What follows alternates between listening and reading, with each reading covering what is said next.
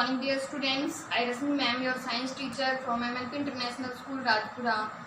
Welcome back to our YouTube channel. So students, we start our science classes with the class 4. Okay, so let's start. Lesson 7 कौन सा है? Safety and first aid. Today we will do word meaning of this chapter. So let's start. First is first aid. First aid means क्या होता है? प्राथमिक चिकित्सा. First aid प्राथमिक चिकित्सा. Okay. Next careful. Careful means क्या होता है? सावधान. प्रोपलिंग गिरा देना. ओके. स्टीर मीन्स क्या होता है? हिलाना. किसी भी चीज को आप स्टीर करते हो, हिलाते हो. नेक्स्ट इंजरी मीन्स क्या होता है? चोट. जब आप गिर जाते हो तो क्या हो जाती है? इंजरी, चोट लग जाती है. पुश. पुश मीन्स क्या होता है? धक्का देना. इक्विपमेंट सामग्री. शैलो मीन्स क्या होता है? कम गहरा. ओके. डीप नहीं होता है. शैलो मीन्स क्या होता है? कम गहरा. एक्सपर्ट क्या होते हैं? विशेषज्ञ. नेक्स्ट पावरमेंट पटरी. Okay. Let's we revise. First aid प्राथमिक चिकित्सा. केयरफुल सावधान. प्रोपलिंग गिरा देना. स्टीर हिलाना. इंजरी चोट. पुश धक्का देना. इक्विपमेंट सामग्री. शैलो कम गहरा. एक्सपर्ट विशेषज्ञ. पावरमेंट पटरी. So students, word meaning of this chapter is completed and you will write in your notebook and learn also. Okay, we'll do exercise of lesson 7 on page number 72. So let's start. First is underline the correct words to complete the sentence. Sentence को complete करने के लिए word, जो भी correct word है उसको underline करना है. While working in the kitchen one must wear well fitted dash. जब कोई वर्क करता है कहाँ पे? किचन में. तो उसको कैसे कपड़े पहनने चाहिए? क्या पहनना चाहिए? Cotton clothes. सिंथेटिक क्लोथ्स नहीं पहनने चाहिए. कैसे क्लोथ्स पहनने चाहिए? Cotton clothes. और वो भी कैसे? जो वेल फिटेड हो. Next question, have the person sit up with his और हर हेड टिल्ट स्लाइटली. जब किसी को नोज ब्लीडिंग होती है तो जब बैठते हैं नोज से ब्लीडिंग होती है तो जो हेड होता है, सर होता है, उसको कहाँ पे टिल्ट करना चाहिए? कहाँ झुकाना चाहिए? बैकवर्ड या फिर फॉरवर्ड? तो क्या आएगा करेक्ट आंसर? फॉरवर्ड. आगे की तरफ जो हेड होता है उसको टिल्ट करते हैं ताकि जो ब्लड ब्लीडिंग हो रही है वो आगे की तरफ हो सके, निकल सके जो भी ब्लड है. See, floors should always be kept. जो फर्श होता है वो हमेशा कैसा रखना चाहिए? ड्राई या वेट? गीला रखना चाहिए, सूखा? तो कैसा रखना चाहिए? Dry. In case of A broken bone one dash move the injured part. कौन से केस में? जब ऐसे केस में जब बोन ब्रेक हो जाती है, हड्डी टूट जाती है, तो हमें जो इंजर्ड पार्ट है, जिस पार्ट की बोन ब्रेक हो गई है, तो उसको क्या नहीं करना चाहिए? Must not move the injured part. तो हमें उस पार्ट को मूव नहीं कराना चाहिए. A first aid box should contain. First aid box में क्या होता है? फोक होती है या फिर सीजर्स होते हैं. तो क्या होती है students? Scissors. Okay. Next question, read the first aid tips and guess the injury. ये फर्स्ट एड टिप्स को पढ़ो और आपको क्या बताना है कि कौन सी इंजरी है, कौन सी चोट है. प्रोवाइड सपोर्ट यूजिंग ए स्प्लिंट. स्प्लिंट का यूज़ करके सपोर्ट प्रोवाइड करते हैं. ये कौन सी इंजरी है, कौन सी चोट है? Bone fracture. जब बोन में फ्रैक्चर हो जाता है तो हम क्या करते हैं? Provide support using a splint. Next is turn off the source of electricity. Electricity का सोर्स कब टर्न ऑफ करते हैं, कब बंद करते हैं? Electric shock. जब करंट जो इस इलेक्ट्रिक शॉक हो जाता है, झटका लग जाता है बिजली का, तब हम क्या करते हैं? जहाँ से इलेक्ट्रिसिटी आ रही है, जहाँ से बिजली आ रही है, उसका मेन स्विच ऑफ कर देते हैं. Next, pinch the soft part of the nose. Nose का सॉफ्ट पार्ट कब पिंच करते हैं? जब नोज से ब्लीडिंग होती है. ठीक है. तो स्टूडेंट, जब नोज से ब्लीडिंग होती है तो हम नोज का जो सॉफ्ट पार्ट है उसको पिंच करते हैं. Hold the area under cool running water for 10 to 15 minutes और टिल द पेन इज. क्या करते हैं हम? ठंडे पानी से 10-15 मिनट तक अपने उस एरिया को रखते हैं जिसमें क्या हो जाता है, फिर उसको अगर हम रनिंग कूल वाटर में 10 to 15 मिनट रखते हैं तो उसका जो पेन है वो कम हो जाता है, आराम मिलता है. तो कब होता है ऐसा? माइनर बर्न में. Okay. Next, get a visible sting removed by doctor. Visible sting कब रिमूव की जाती है डॉक्टर के द्वारा? जब क्या होता है, इंसेक्ट बाइट, जब कोई इंसेक्ट बाइट करता है तब। नेक्स्ट, राइट ट्रू और फॉल्स। ट्रू फॉल्स लिखने हैं आपको। इन case of A broken bone, उस केस में जब बोन ब्रेक हो जाती है, one must not move the injured part. तो आपको क्या नहीं करना चाहिए, इंजर्ड पार्ट को मूव नहीं कराना चाहिए। सो this is true. Next, first aid must be given after the doctor arrives. First aid तब देनी चाहिए जब डॉक्टर पहुंच जाता है, तब उसके बाद देनी चाहिए? नो, फर्स्ट एड कब देनी चाहिए? बिफोर द डॉक्टर के आने से पहले, before the doctor arrive. So this is false. Next question, a wound must be wash with clean water. Wound को क्लीन वाटर से वॉश करना चाहिए? True. Different injury require specific first aid. अलग अलग इंजरी, अलग चोट के लिए विशेष प्रकार की फर्स्ट एड होती है, तो क्या आएगा इसमें? True. Next is match up, match the following. First is electrical shock. Electrical shock को किससे मैच करेंगे हम? Keep the person warm. Okay, electric shock लगता है तो पर्सन कैसा हो जाता है? ये कैसा कर देता है? इंसान को गर्म कर देता है।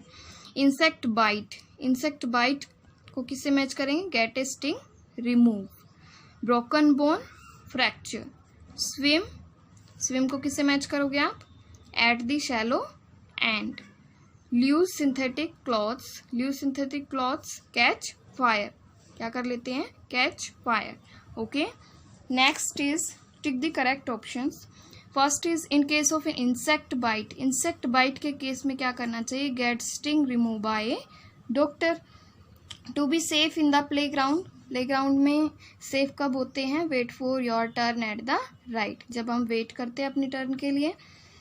ए first aid box should contain, first aid box में क्या क्या होता है? Both A and B, first and second. Antiseptic lotion, solution, antiseptic ointments. Which of this is correct? इसमें से करेक्ट कौन सा है? A well stocked first aid kit is very useful. Okay, so this is our exercise of lesson 7. You will fill in your book. Okay students, have a good day. Good morning students, I am Anu Yadav, your GK teacher of 4th class from MLP International School Rajpura. Students, today we discuss our chapter 11. It is inside view of human body. Students, human means Manav, body means शरीर। जो मानव का शरीर है उसके बारे में आज हम जानेंगे। उसके पार्ट्स जो होते हैं, अंदर के जो पार्ट्स होते हैं, इनसाइड मीन्स अंदर की जो पार्ट्स होते हैं, उनके बारे में हम आज जानेंगे। हमारे चैप्टर में काफ़ी सारे पार्ट्स की, different parts of human body are shown in our chapter. हमारे चैप्टर में काफ़ी सारे पार्ट्स की पिक्चर गिवन है, उनको हमें आइडेंटिफाई करना है और उनका नेम राइट करना है। Let's see students our chapter 11 inside view of human body. Human body जो होती है उसके अंदर के कौन कौन से पार्ट, कैसे कैसे पार्ट होते हैं, इसके बारे में आज हम देखेंगे, जानेंगे। Look at the following pictures of some very important parts of human body.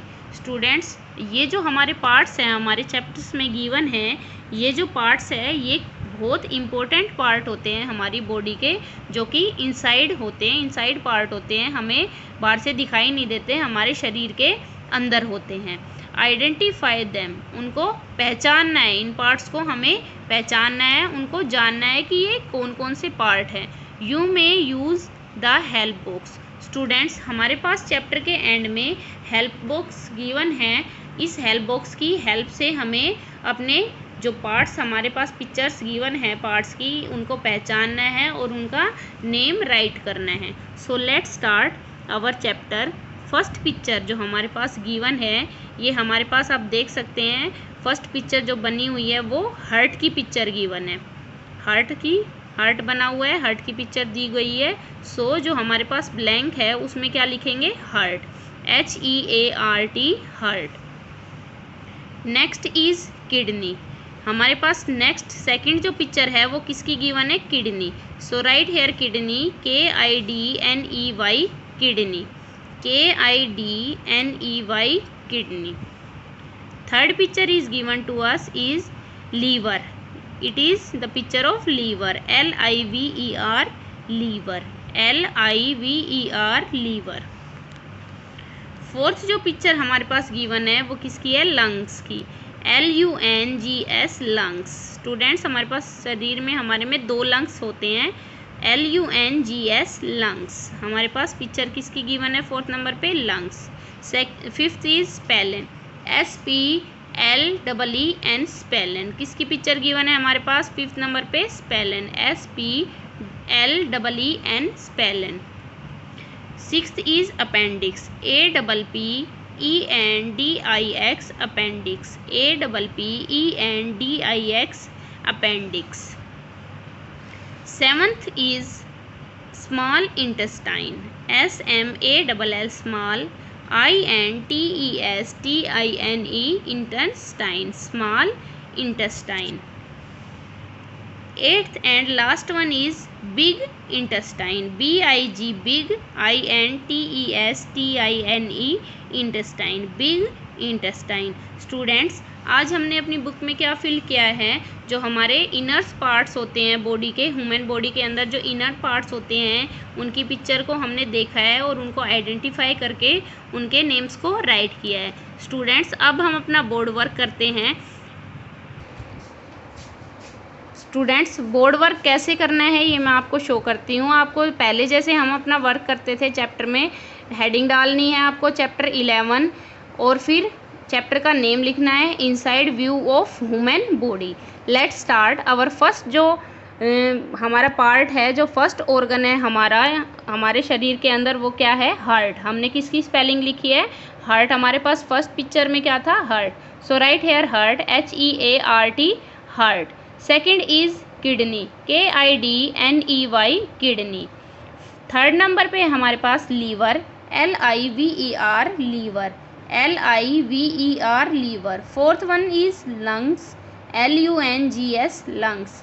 Fifth पे है स्पेलन.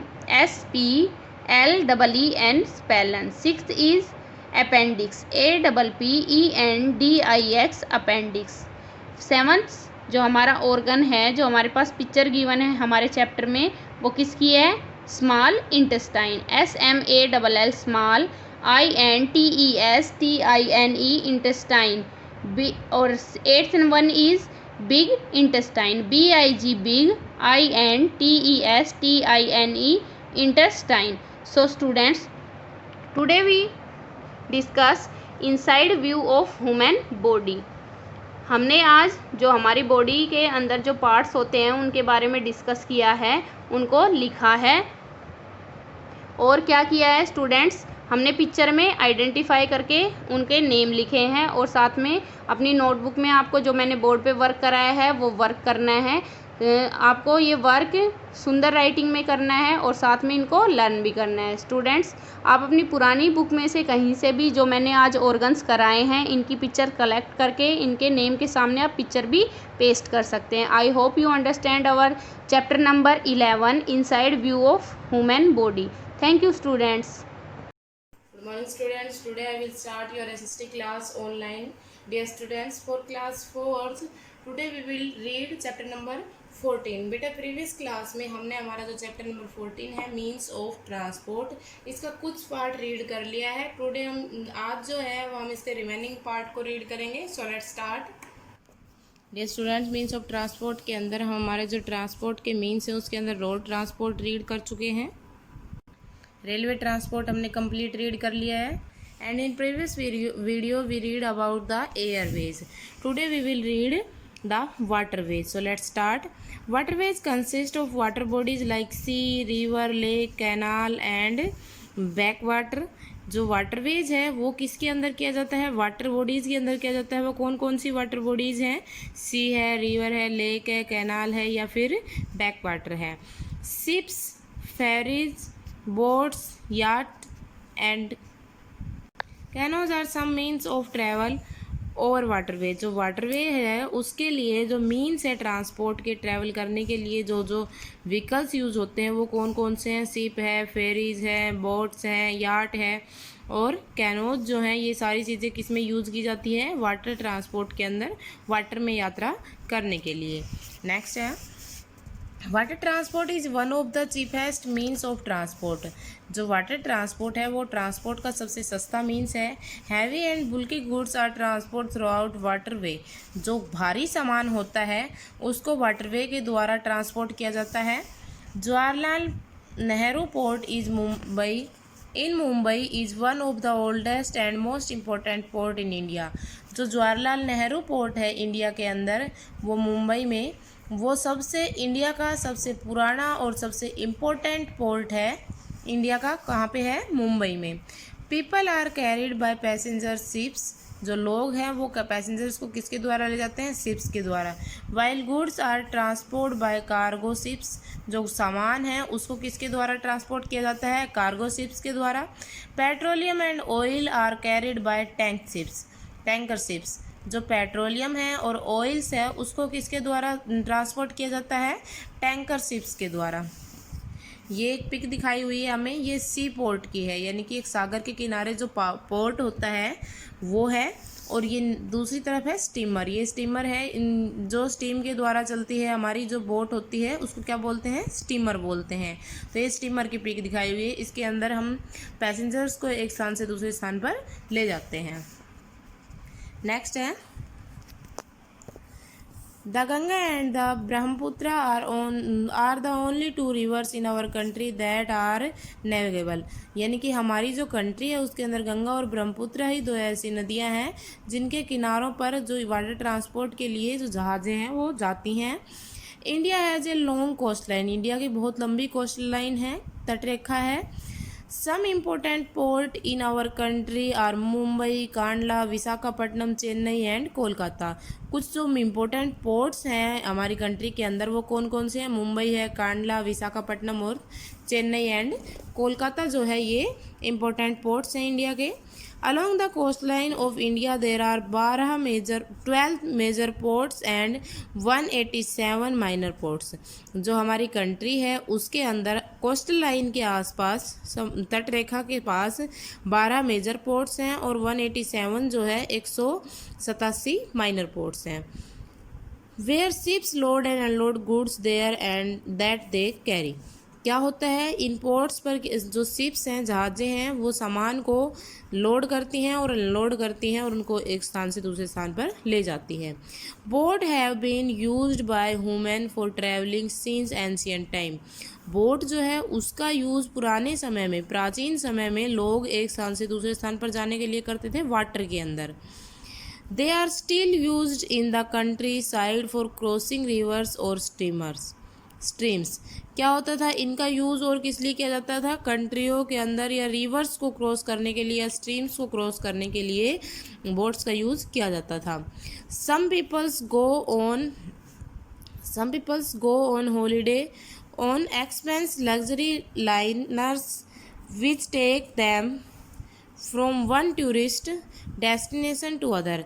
कुछ जो लोग हैं वो हॉलीडेज़ को एक्सपेंस करने के हॉलीडेज़ मनाने के लिए एक्सपेंसिव जो लग्जरी जो लाइनर्स हैं उनका यूज़ करते थे टूरिस्ट डेस्टिनेशन के लिए।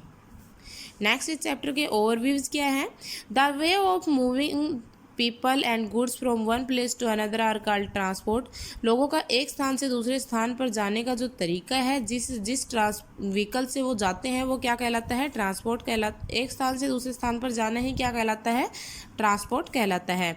Our country has a well developed network of road, railways, airways and waterways. हमारी जो कंट्री है उसके पास वेल डेवलप्ड एक बहुत अच्छी तरह से विकसित रोड नेटवर्क है, रेलवे नेटवर्क है या फिर वाटरवेज जो नेटवर्क है या एयरवेज।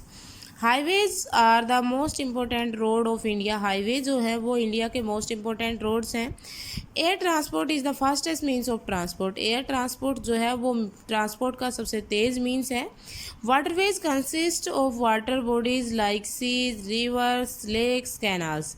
जो वाटरवेज हैं वो कंसिस्ट करती हैं किसके अंदर किया जाता है वाटर ट्रांसपोर्ट? सी के अंदर, लेक्स या रिवर्स या कैनाल्स के अंदर। नेक्स्ट इस चैप्टर में कुछ न्यू वर्ड्स आए हैं बेटा। पहला वर्ड हमारा highway, long and broad road, लंबा और चौड़ा रोड। ट्यूनल मीन्स होता है एक टाइप ऑफ कुआं। A long hole under the ground, ज़मीन के अंदर क्या है? एक लंबा hole. Port a place where ship load and unloads, एक स्थान जहाँ पर शिप्स को लोडेड और अनलोडेड किया जाता है वो क्या कहलाता है, पोर्ट कहलाता है. So thank you students, I hope you understand in this chapter. Dear students, you also read this chapter 2 time, means of transport. Thank you. Hello students of 4th class, a very good morning to all of you. I am Simran ma'am, your English teacher. Student, in previous class we have done our chapter 3rd reading exercise, word meaning and its question answer. So students, now in this class we will start our chapter 4. Our chapter name Dharm and Kapat. So let's we start. Once upon a time, एक बार, two poor merchants lived in a city. Merchants का मतलब होता है व्यापारी. एक बार एक समय में दो गरीब व्यापारी सिटी में रहते थे, शहर में रहते थे. देयर नेम्स वर धर्म एंड कपट. उनके नाम धर्म और कपट थे. दे वर फ्रेंड्स. वे दोनों दोस्त थे. They decide to travel to distant land. Distance land है दूर की ज़मीन. To become a rich. उन्होंने डिसाइड किया कि वो दूर की ज़मीन यानी दूर कहीं पर रिच बनने के लिए यात्रा करेंगे. After travelling for many months. काफ़ी महीनों तक ट्रैवलिंग करने के बाद दे रीच्ड डेजर्ट. डेजर्ट का मतलब होता है रेगिस्तान. वो रेगिस्तान पहुँचे. While walking. चलते समय.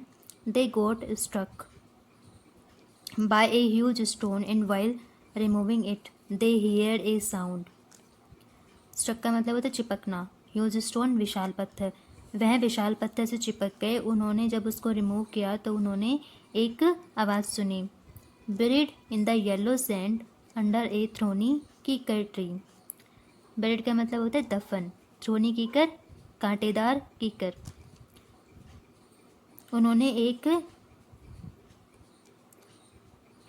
मिट्टी में कुछ दफन हुआ देखा कांटेदार झाड़ियों के अंदर. धर्म found 2 ancient boxes. They were full of gold. धर्म ने 2 बॉक्सेस पाए जो तो धर्म ने दुर्घटनावश 2 बॉक्सेस पाए जो कि किससे भरे हुए थे, गोल्ड से भरे हुए थे, सोने से भरे थे. The 2 merchants were very happy. दोनों व्यापारी बहुत ज़्यादा खुश थे. Now they were rich so they return home. वो अब रिच बन चुके थे इसलिए वो वापस घर आए. When they were outside there city. जब वह सिटी के बाहर थे. धर्म सेट. धर्म ने कहा. Dear friend, half of this treasure is yours. Treasure का मतलब होता है खजाना. कि डियर प्रिय दोस्त, इसमें से आधा खजाना आपका है. Please take it on 1 box. Please आप एक बॉक्स ले लीजिए. Kapat had a wicked mind. Wicked का मतलब होता है तेज़. कपट बहुत तेज़ दिमाग का था. उसने किया आंसर किया नो. कपट thieves may rob us we 5 have all the gold coin with us. उसने कहा कि अगर हम अपने साथ इन सभी गोल्ड कॉइन्स को रखेंगे तो क्या हो सकता है, ये चोरी हो सकते हैं. Let us hide with this treasure boxes in the forest and take only 100 coins each. उसने कहा कि हम इनको फॉरेस्ट में कहीं छुपा देते हैं और हम दोनों 100 कॉइन्स ले लेते हैं इसमें से. When we need more. जब हमें ज़्यादा की ज़रूरत होगी. We can come back together. तो हम दोनों इकट्ठे आएंगे. धर्म एग्रीड. एग्रीड का मतलब सहमत. धर्म सहमत हुआ. They hide the treasure boxes in the hollow of an old banyan tree and went home. उन्होंने एक पुराने बरगद के पेड़ के नीचे, एक खोखले बिल के नीचे उन्होंने दोनों बॉक्सेस को क्या कर दिया, छुपा दिया और अपने घर चले गए. Kapat began to think of the hidden treasure in the hollow of the old banyan tree. Kapat सोचने लग गया कि वो जो छुपाया हुआ खजाना था ओल्ड बैनियन ट्री के पुराने बरगद के पेड़ के नीचे. Wanted both the boxes for himself. वो दोनों बॉक्सेस खुद ही लेना चाहता था. So he made a wicked plan. Wicked का मतलब होता है दुष्ट. तो उसने एक प्लान बनाया. The night he went to the forest alone. जब रात हुई तो वो अकेला जंगल गया. Took out the boxes and hid them in his house. वो दोनों बॉक्सेस ले आया और दोनों को अपने घर में छुपा दिया. आफ्टर अ फ्यू डेज, कुछ दिनों बाद, Dharma asked Kapat to go with him to the forest. Dharma ने कपट से कहा कि हम दोनों फॉरेस्ट चलते हैं to get these hidden coins. वो छुपे हुए कॉइन्स के लिए. अर्ली नेक्स्ट मॉर्निंग, अगले दिन सुबह, they went to the forest. वे दोनों फॉरेस्ट गए. But the boxes were not in the hollow of the banyan tree. लेकिन उस बिल में, पुराने बरगद के नीचे उस बिल में कोई भी बॉक्स नहीं थे. कपट हाइडिंग हिज गिल्ट शाउटेड. कपट ने उसे दोषी करार दिया. गिल्ट का मतलब होता है दोषी. यू विक्ड मैन, तुम तेज मैन हो. You have stolen the treasure, तुमने सारा खजाना चुरा लिया. धर्म वाज शॉक्ड. शॉक का मतलब धक्का. धर्म को शौक लगा. बाय हिज ब्लेम, इस इल्ज़ाम से. ही अंडरस्टूड दैट कपट हैड चीटेड हिम. वह समझ चुका था कि कपट ने उसके साथ चीटिंग की है. But what could be done, लेकिन उसने क्या किया है, क्या वो अब क्या कर सकता है. कपट कंप्लेन टू द सिटी जज. कपट ने सिटी जज से कंप्लेन की. दैट धर्म हैड रोब्ड हिज ट्रेजर. उसने बताया कि धर्म ने उसके खजाने को चुरा लिया था. And should be sent to a prison. Prison का मतलब होता है जेल.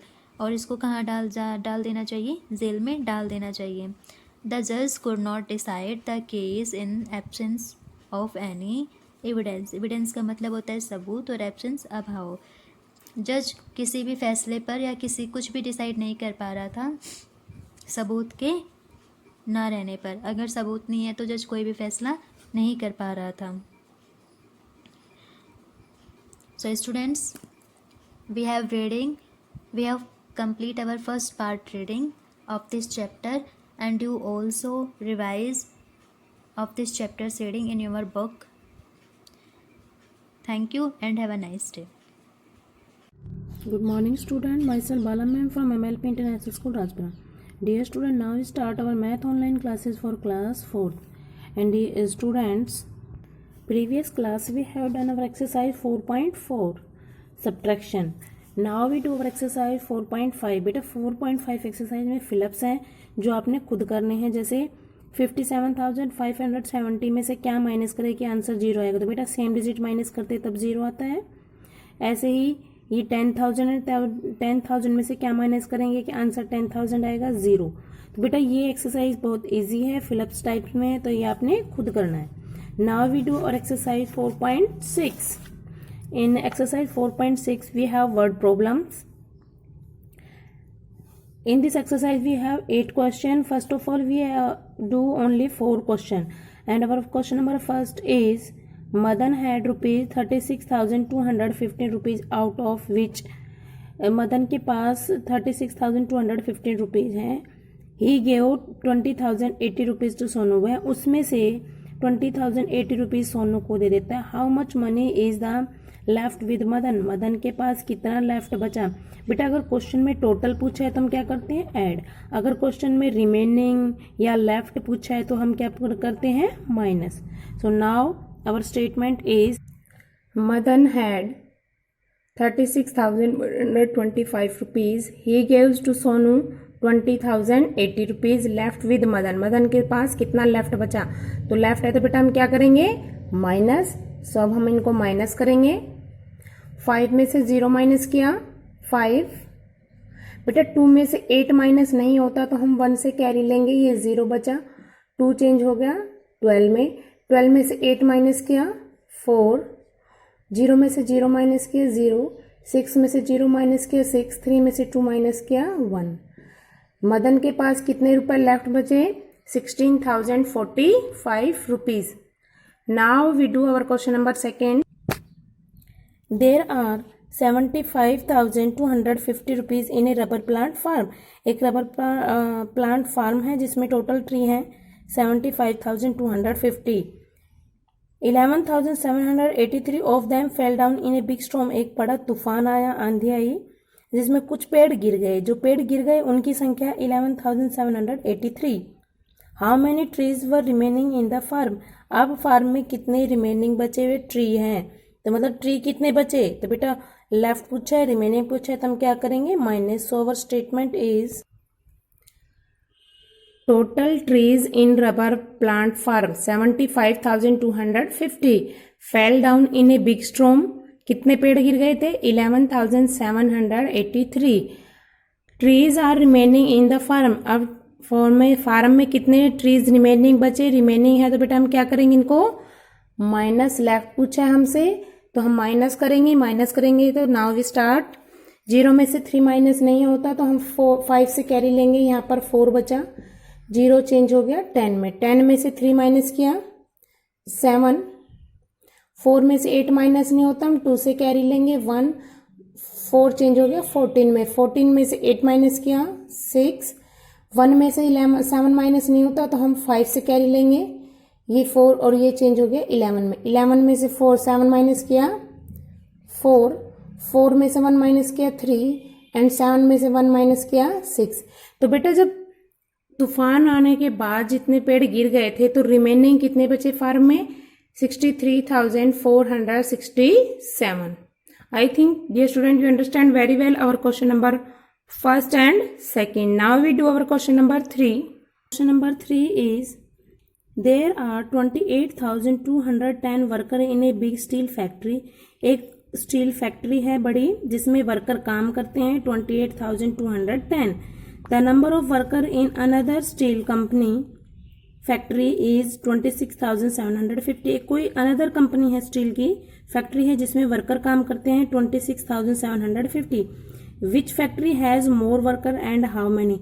तो कौन सी कंपनी है जिसमें ज्यादा वर्कर है और कितने वर्कर हैं.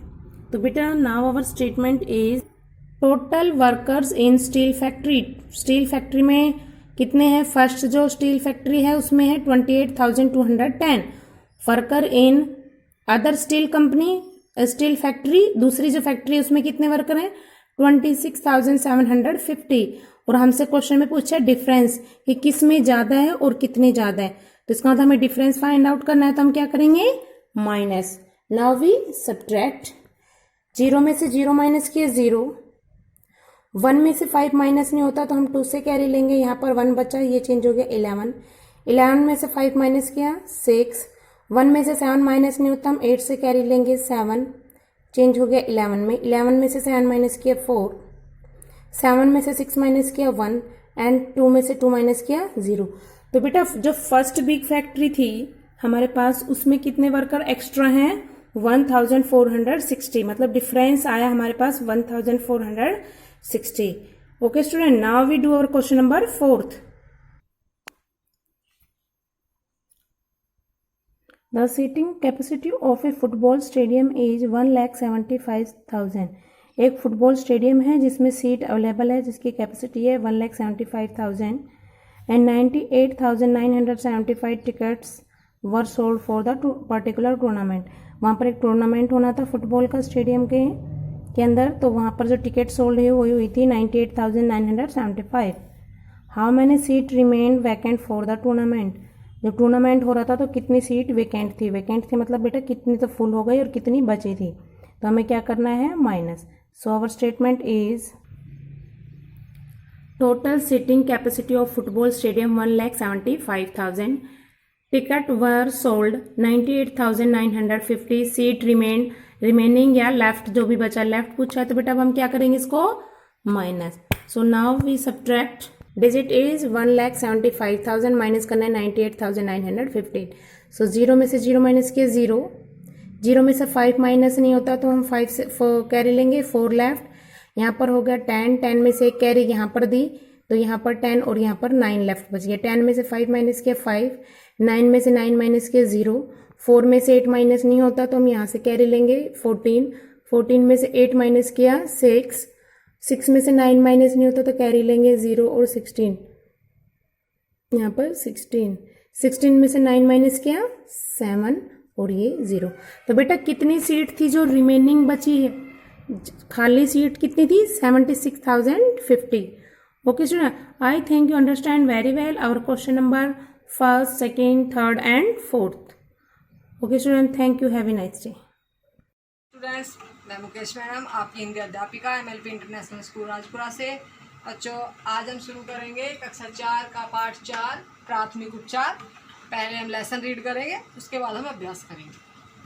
सबसे पहले हम पढ़ेंगे शिक्षण संकेत। प्रस्तुत पाठ में लेखक ने प्राथमिक उपचार के महत्व को बताया है। प्राथमिक उपचार के कारण सही समय पर तुरंत इलाज से पीड़ित की परेशानी तुरंत कम हो जाती है एवं आगे नुकसान की संभावना भी कम होती है। तो बच्चों, प्राथमिक उपचार क्या होता है? प्राथमिक उपचार वह होता है जो उपचार डॉक्टर के पहुंचने से पहले मरीज को दिया जाता है। ठीक है, तो अब हम पाठ पढ़ते हैं। छुट्टी का दिन था, बरसात का मौसम था, रिमझिम बूंदें पड़ रही थी। सौरभ कुछ दोस्तों के साथ मेरे घर आया, कहने लगा हम सब ने आज पास के पहाड़ पर जाने का निश्चय किया है, तुम भी चलो। तो कौन आया था लेखक के पास?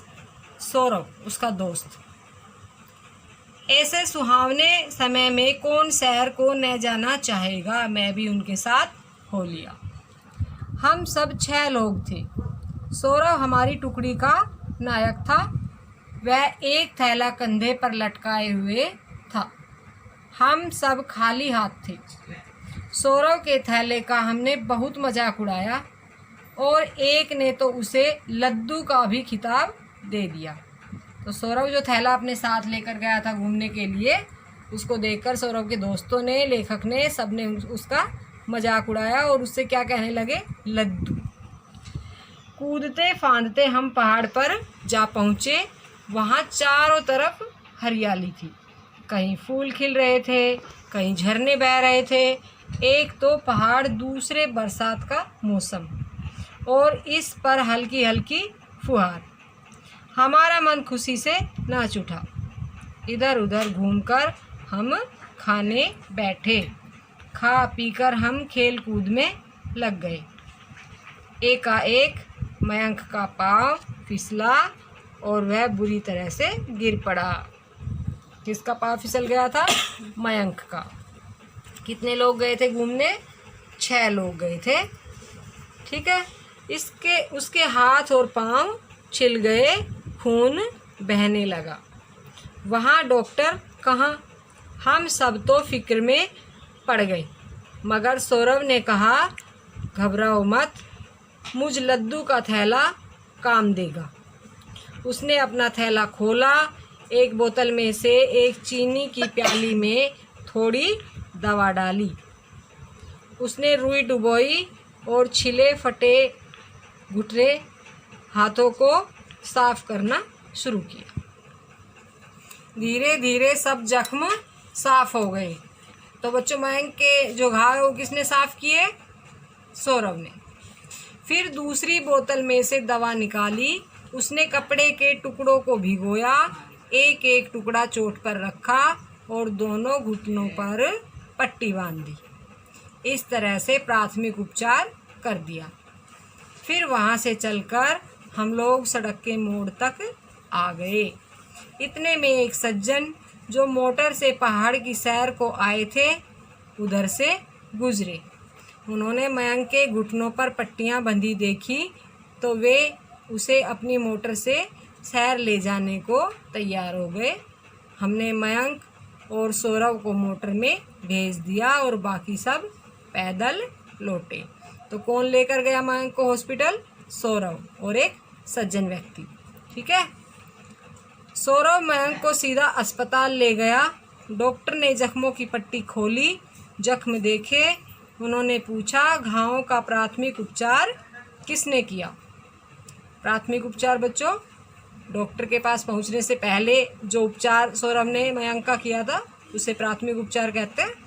ठीक है, सौरभ ने बताया कि वह अपने थैले में प्राथमिक उपचार के लिए ज़रूरी चीज़ें रखता है। उनकी मदद से ही उसने यह किया है। डॉक्टर साहब बहुत खुश हुए और उन्होंने सौरभ की पीठ ठोकी, यानी कि उसे शाबाशी दी। वे कहने लगे, अगर तुम तुरंत प्राथमिक उपचार न करते तो तुम्हारे मित्र के जख्म खराब हो जाते और उसे बहुत दिनों तक तकलीफ उठानी पड़ती। अब उसके घाव 6-7 दिन में भर जाएंगे।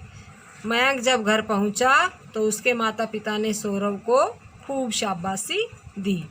हम सब आज तक सौरव की प्रशंसा करते हैं। तो बच्चों, आपके समझ में आया कि हमें हमेशा प्राथमिक उपचार का सामान अपने साथ रखना चाहिए, तो ज़रूरत पड़ने पर काम आ सके। अभी हम शब्दार्थ करेंगे। प्राथमिक उपचार। पहला इलाज, टुकड़ी, दल, लद्दू, बोझ ढोने वाला, फुहार, नन्ही बूंदों की बरसात, घर, रहने का स्थान, निश्चय, दृढ़ संकल्प, दृढ़ विचार या संकल्प, जख्म, घाव, नायक, नेता। खिताब का मतलब होता उपाधि या पदवी। पीठ ठोकना यानी कि शाबाशी देना। तकलीफ, परेशानी।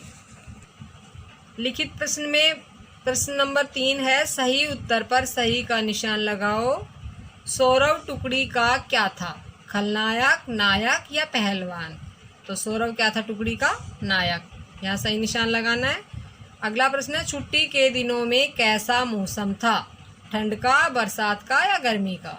तो यहाँ पर आप लगाएंगे मौसम कैसा था? बरसात का। सही निशान इस पे लगाएंगे आप। मयंक के घर पहुंचने पर उसके माता पिता ने क्या किया? दंड दिया, शाबाशी दी या भगा दिया? तो यहाँ पर क्या आएगा? शाबाशी दी। यहाँ पर आप सही का निशान लगाएंगे। अब हम करेंगे बच्चों प्रश्न उत्तर। निम्नलिखित प्रश्नों के उत्तर दीजिए। पहला प्रश्न है, मयंक को चोट कैसे लगी? उत्तर होगा, पैर फिसलकर गिर जाने से मयंक को चोट लगी। अगला प्रश्न है, प्राथमिक उपचार का क्या अर्थ है? उत्तर होगा, प्राथमिक उपचार का अर्थ है डॉक्टर के पास पहुंचने से पहले किया गया उपचार। अगला प्रश्न है, सौरभ और उसके दोस्त घूमने के लिए कहाँ गए? उत्तर होगा, सौरभ और उसके दोस्त घूमने के लिए पास के पहाड़ पर गए। अगला प्रश्न है, सबने सौरभ की प्रशंसा क्यों की? उत्तर होगा, क्योंकि सौरभ अपने साथ प्राथमिक उपचार का सामान लेकर गया था, जिससे उसने मयंक की मदद की। तो बच्चों, ये मैंने आपको पाठ पढ़ाया, इसका अभ्यास कार्य कराया, आप सभी को समझ में आ गया होगा। आप सभी को ये अभ्यास कार्य अपनी नोटबुक में सुंदर राइटिंग में करना है और याद करना है। तो बच्चों, कल फिर मिलते हैं, तब तक के लिए धन्यवाद।